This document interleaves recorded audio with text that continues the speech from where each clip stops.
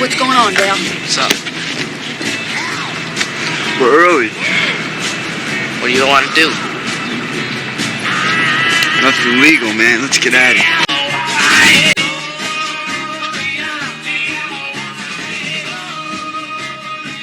The Outsiders is a cult classic coming-of-age film from 1983, directed by Francis Ford Coppola, that is often considered the very first Brat Pack film of the 1980s. Taking place in Tulsa, Oklahoma around September 1965, the film follows a group of teenage brothers. Ponyboy Curtis, played by C. Thomas Howell, and Soda Pop Curtis, played by Rob Lowe. With both of their parents dead from a car accident, the two are being raised by their older brother Derry, played by Patrick Swayze. Ben, do you know what time it is? Well, it's 2 o'clock in the morning, kiddo. Hey, Pony, where you been? I fell asleep in the lot. You what? I was talking to Johnny and I fell asleep in the lot. I didn't mean to. Yeah? Hey, and I can't even call the cops because you two would be thrown in a boys' home so fast it would make your head spin. Ponyboy and Soda Pop are in a gang called the Greasers, working-class rebels from the other side of the tracks. Other members of their gang include Johnny Cade, played by Ralph Macchio, Dallas Winston, played by Matt Dillon, Steve Randall, played by Tom Cruise, and Two-Bit Matthews, played by Emilio Estevez. They clash with the wealthier Southside gang, the Socs, many including bored college boys and girls. One night at the drive-in, Dally unsuccessfully tries to flirt with a beautiful Soch girl named Cherry Valance, played by Diane Lane. How can I find out if this is your real red hair? Don't put it out If there. this is the same red hair that you have on your these eyebrows too? Is it?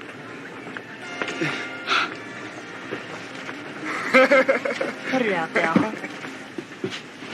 Can I interest you in a Coca-Cola or 7-Up? Get lost, Hood!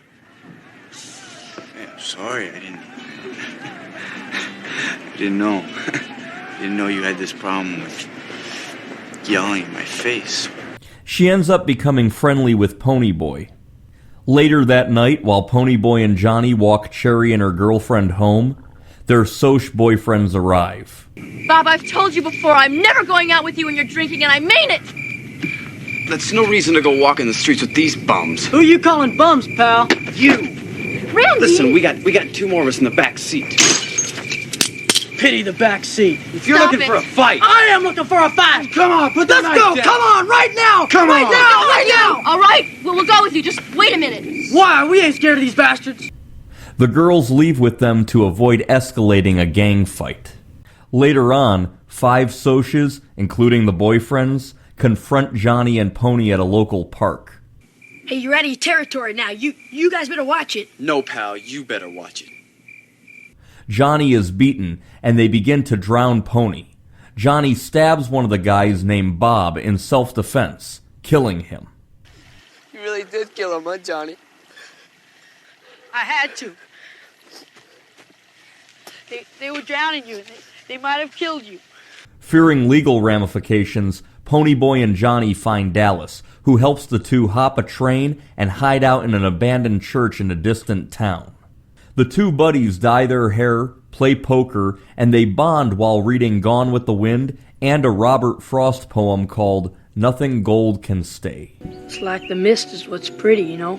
All gold and silver. Too bad it can't stay like that all the time. Nothing gold can stay.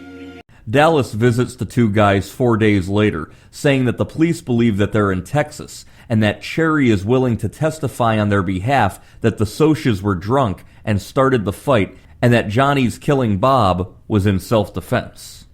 Cherry something, the redhead? Cherry Valance. Cherry so, yeah. Yeah, we were all hanging out down the vacant lot. She said that she'd testify that the Socs were drunk.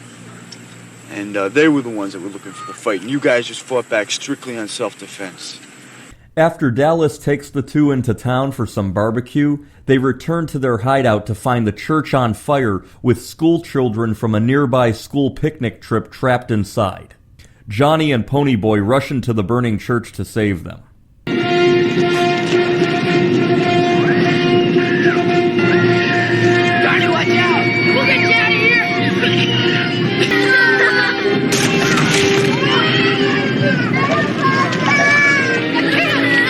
The boys are hailed as local heroes, with Ponyboy reunited with Daryl and Soda Pop.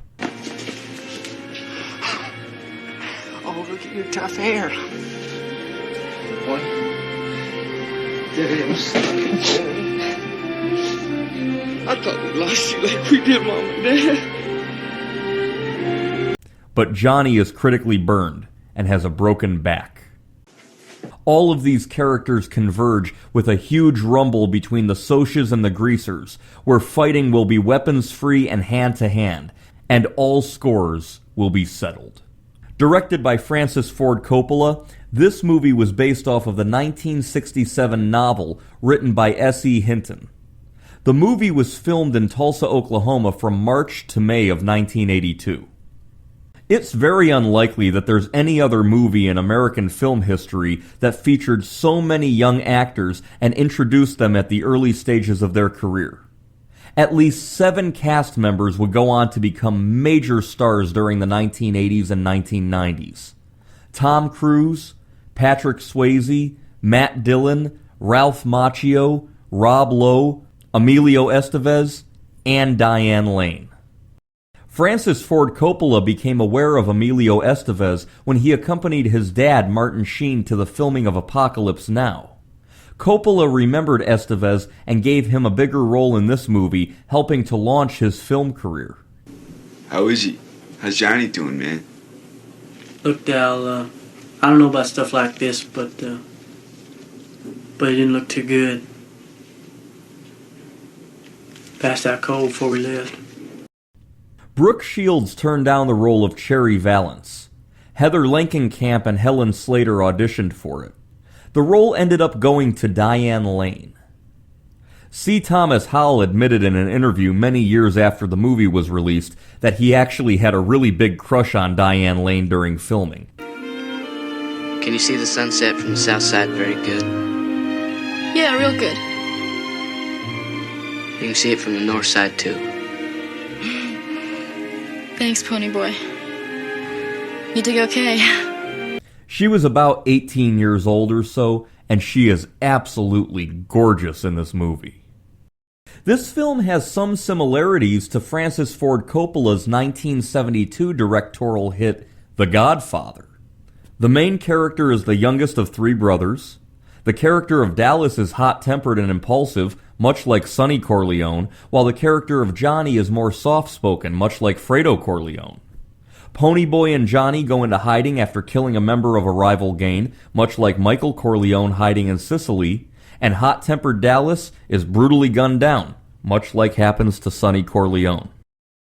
Upon its release into theaters on March 25, 1983, The Outsiders grossed a worldwide total of $33.7 million on a $10 million budget, making it a box office success.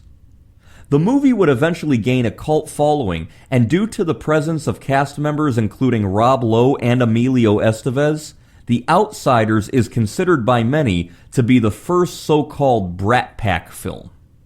The Brat Pack, a play on the Rat Pack of the 1950s and 1960s, was the nickname given to a group of young actors who would frequently appear together in teen-oriented coming-of-age films throughout the 1980s. And The Outsiders is considered one of, if not the first, real Brat Pack film. I enjoyed this movie, and it has a very sentimental quality to it, much like many other films directed by Francis Ford Coppola. The story is tragic and kind of melancholy, but the source material and the acting is great. Stay gold, Ponyboy.